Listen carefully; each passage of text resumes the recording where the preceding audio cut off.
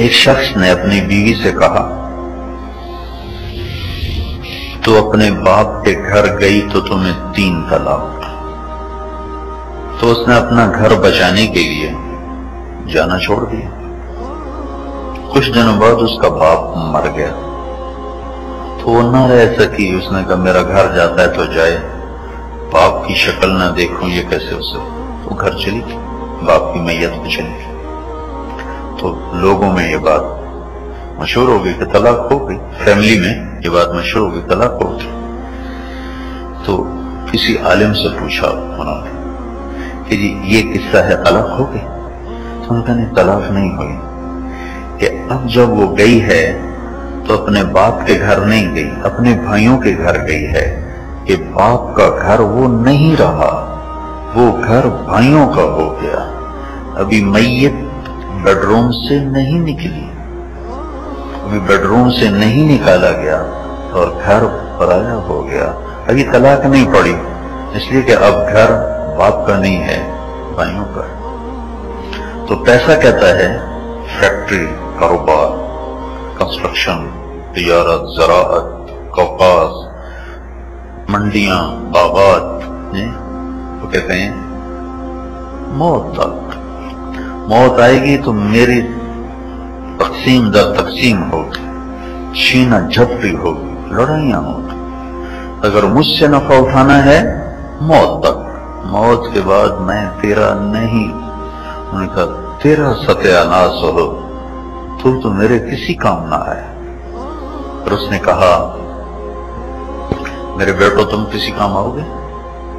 فقال امرؤ منهم قد كنت جدا احبه واؤثره من بينهم في التفاضل. پھر جس کی خاطر میں نے سب کچھ لگا دیا، اپنے آپ کو کھلا دیا، پگھلا دیا، رلا دیا، تڑپا دیا، ان کی طرف میں نے دیکھا. تم تو کسی کام آؤ گے نا، تمہاری خاطر تو میں نے کیا کچھ بنایا، کتنا کچھ چھوڑ کے جا رہا ہوں، کیسے کیسے تمہیں محلات دے کے جا رہا ہوں، تم تو کچھ کرو گے نا. تو وہ کہنے لگے غنائی انی جاہد لک ناصح اذا جد جد القرب غیر مخاطب. ابا جان آپ کا علاج کریں گے، آپ کا دوا کریں گے، آپ کی خدمت کریں گے. آپ کی جگہ مر نہیں سکتے، مرنا آپ کو ہی ہے، آپ کی جگہ مر نہیں سکتے. ہاں ایک کام اور کریں گے، لیکننی باکن علیک ومعول ومثن بخیر عند من هو سائلی. اب کے مرنے پر روئیں گے، بہت روئیں گے، شور مچائیں گے، گریبان چاک کریں گے، چوڑیاں توڑ دیں گے، شور مچائیں گے. اور ایک اور کام بھی کریں گے، وَمُتَّبِعُ الْمَاشِينَ أَمْشِي مُشَيِّعًا عِينُ بِرِفْقٍ عَقْبَةَ كُلَّ حَامِلٍ. آپ کی میت کو کندھا بھی دوں گا، جنازہ بھی اٹھاؤں گا، سب کے ساتھ، اکیلا نہیں. اکیلا میں کہاں تک جا سکتا ہوں آپ کو کندھا دے کر، اوروں کے ساتھ مل کر میں بھی کندھا دوں گا.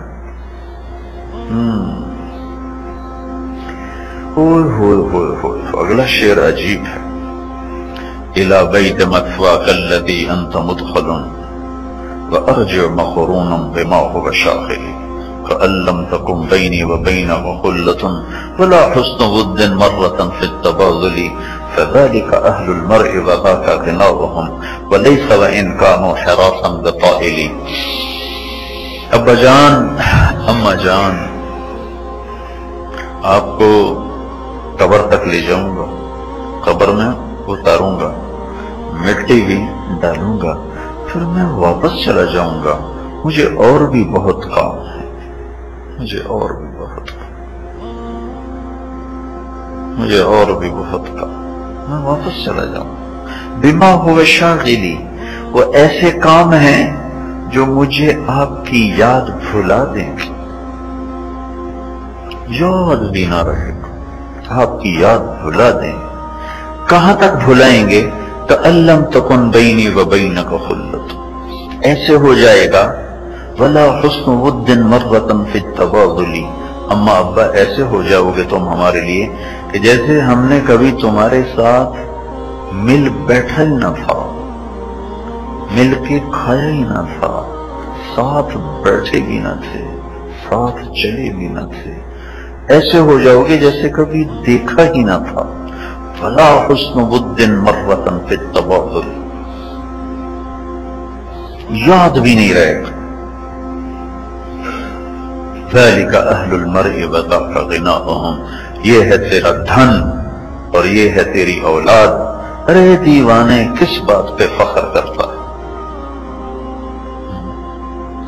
پھر اب آ گیا عمل آ گیا تو وہ تیسرے کی طرف دیکھنے لگا جو سب سے ماڑا، کمزور، تھکا ہوا، ان کو پال پال کے جن کو سانڈ بنایا تھا انہوں نے سینگ ہلا دیے، نہیں کچھ نہیں، وہ جس پر کبھی توجہ ہی نہیں دی تھی، وہ جو بیچارہ کمزور سا تھا اس نے عجب کر دکھایا۔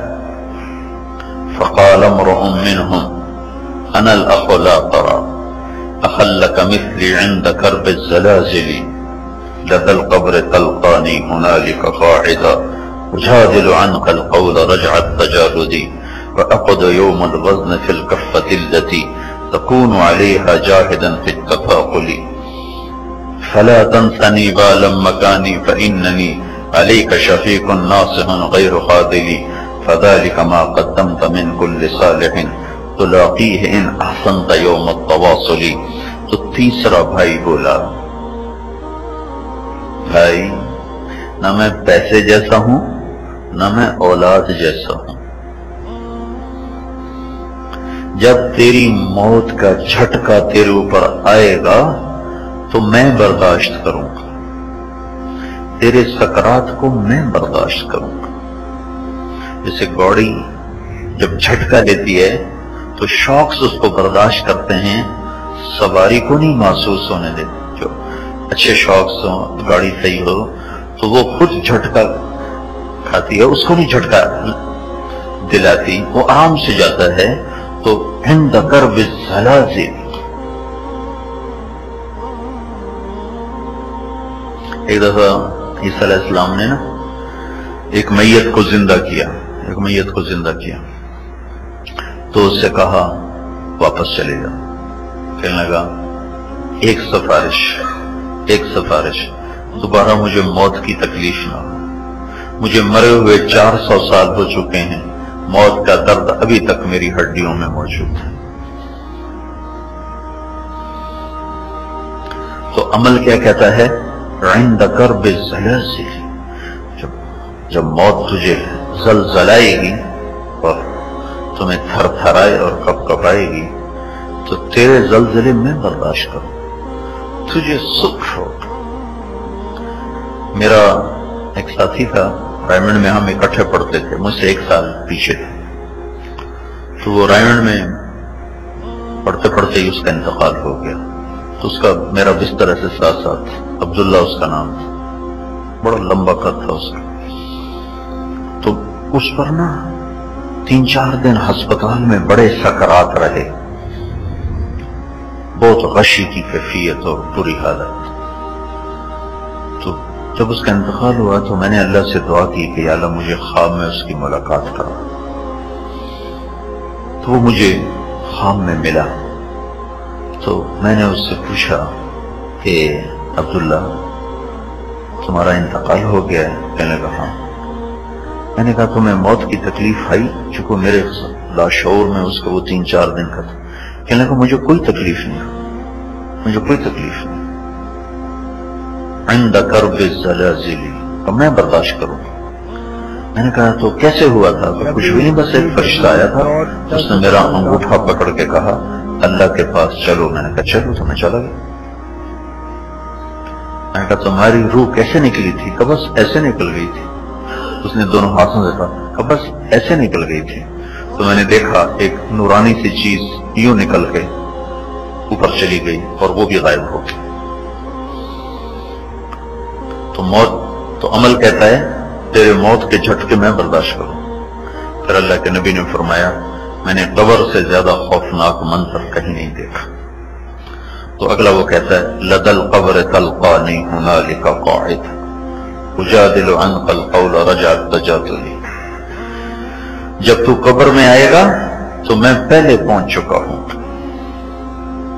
استقبال کے لیے میں پہلے موجود ہوں، لواحقین تمہیں چھوڑ کے جا رہے ہوں گے اور میں تیرا سنگی ہوں گا، سیدھے ہاتھ میں نماز، الٹے ہاتھ میں قرآن، سر کے اوپر روزہ، پاؤں کی طرف مسجد کی طرف چلنے والے قدم، جن قدموں سے مسجد کی طرف چل کے جاتا تھا وہ پاؤں کی طرف ہوں گے، اور صبر اور اچھے اخلاق کے پاؤں کی طرف ہوں گے۔ تو کہا لَقَدْ قَبْرِ تَلْقَانِي هُنَالِكَ قَاعِدًا۔ آگے کیا ہوگا؟ ایک تو تیری تنہائی کا میں سمیر اور انیس بن گیا کہ میں تیرا جی لگانے والا بن گیا، دوسرا منکر نکیر آنے والے ہیں، اجادل عنق القول رجعت تجادلی، میں تیرا وکیل بنوں گا۔ جیسے عدالت میں وکیل دلائل پیش کرتا ہے، مدعی کھڑا ہوتا ہے، مدعا کھڑا ہوتا ہے، وکیل دلائل پیش کرتا ہے، تو عمل کہتا ہے میں تیرے جواب دوں گا، اجادل عنق القول رجعت تجادلی، میں جو ہوں تیرا جواب دینے کے، تو آرام سے بیٹھو۔ تیسرا مرحلہ آخرت کا ہے جس میں اللہ حساب کے لیے بلانے والا ہے، اور بہت شدید حساب ہے۔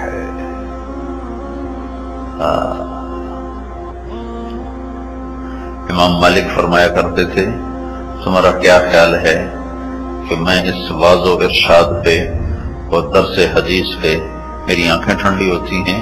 ہرگز نہیں، مجھے وہ دن میری آنکھوں کے سامنے ہے جب میرا اللہ مجھ سے پوچھے گا کہ مالک یہ سب کچھ کس لیے کہا کرتے تھے، مجھے اس بات کا جواب دینا ہے۔ تو بڑا اوکھا مرحلہ ہے جب ترازو میں عمل تولا جائے گا، تو وہ کہتا ہے وَأَقْعُدُ يَوْمَ الْوَزْنَ فِي الْحَفَّةِ الَّتِي تَكُونُ عَلَيْهَا جَاهِدًا فِي التَّفَقُّدِ، جب تیرے عمل تولے جا رہے ہوں گے تو میں آؤں گا اور تیری نیکیوں کے پلڑے کو وزنے کر دوں۔ ایک حدیث میں آتا ہے آدمی کی اعمال تولے جا رہے ہوں گے تو وہ گھٹ رہے ہوں گے، وہ پلڑا انسٹیبل ہو جائے گا، اس کا رنگ فخ ہو جائے گا کہ ہائے میں مر گیا، تو ایک بادل سا آئے گا، بادل، اور آ کر اس کے ترازو میں جو آ کر گرے گا تو ایک دم اس کا پلڑا نیچے جھکا دے گا اور گناہوں کا پلڑا اوپر چلا جائے گا، تو ایسے ایک سانس لے گا، شکر ہے جان بچ گئی، تو کہے گا یہ کیا چیز ہے جس نے آ کر میرے ترازو کو وزنی کر دیا؟ تو کہا جائے گا یہ تیرے اچھے اخلاق ہیں جنہوں نے تیری جان بچائی، تیرے اچھے اخلاق جنہوں نے آج تیرے ترازو کو مضبوط کر دیا، وزنی کر دیا۔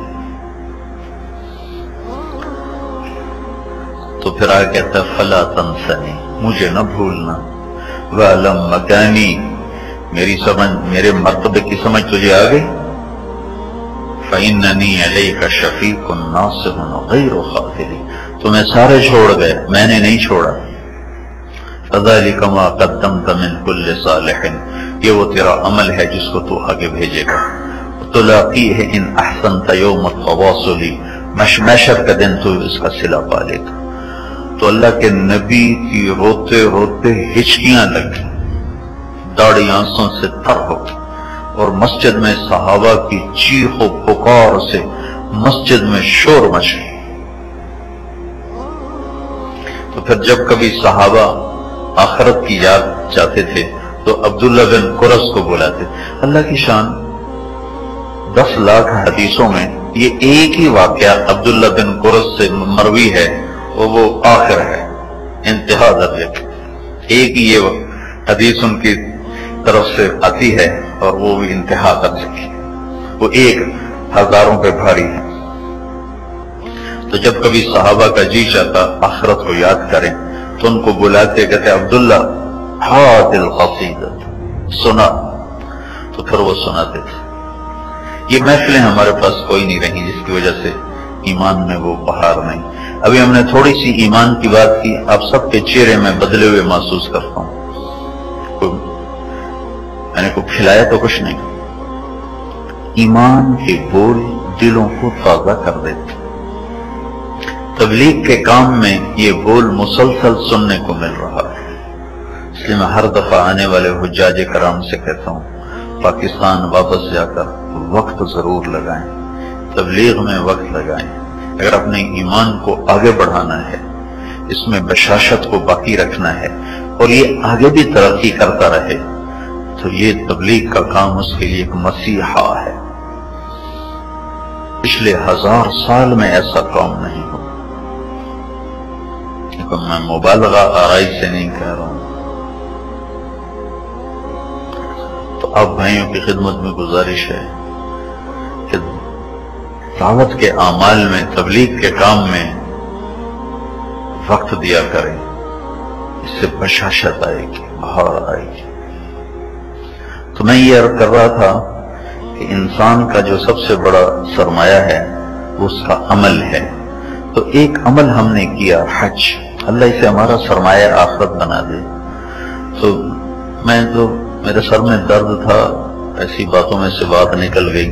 میں صرف 1-2 حدیثیں آپ کو سنانا چاہتا تھا کہ جو کچھ آج ہوا ہے، کل ہوا، اس کا تھوڑا سا سامنے آ جائے کہ اللہ اس کا رسول اس پہ کیا کہتے ہیں، کیا فرماتے ہیں۔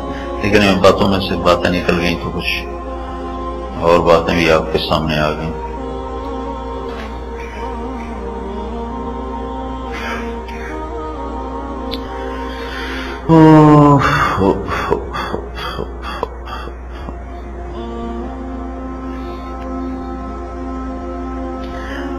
جو یوم عرفہ ہے، یوم عرفہ، تو ابو ہریرہ رضی اللہ تعالیٰ عنہ فرماتے ہیں کہ رسول اللہ صلی اللہ علیہ وسلم نے ارشاد فرمایا کہ یہ جو 10 دن ہیں جس میں ہم اب چل رہے ہیں اور ان اعمال میں ہم لگے ہوئے ہیں، یہ اعمال اللہ کے نزدیک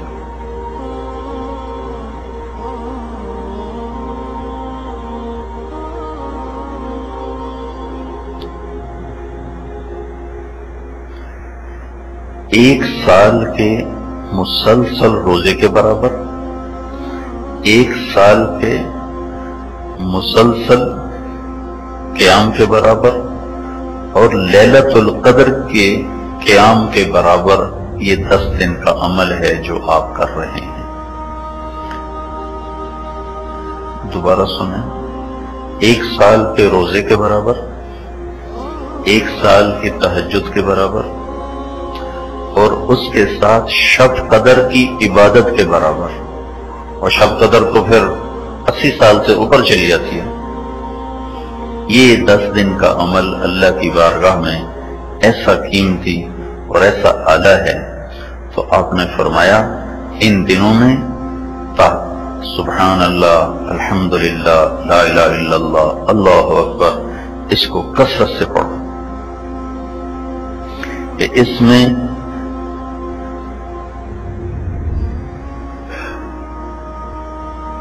جو عمل ہے وہ 700 گنا بڑھا دیا جاتا ہے، 700 گنا بڑھا دیا جاتا ہے۔ پھر آپ نے فرمایا کہ ان 10 دنوں میں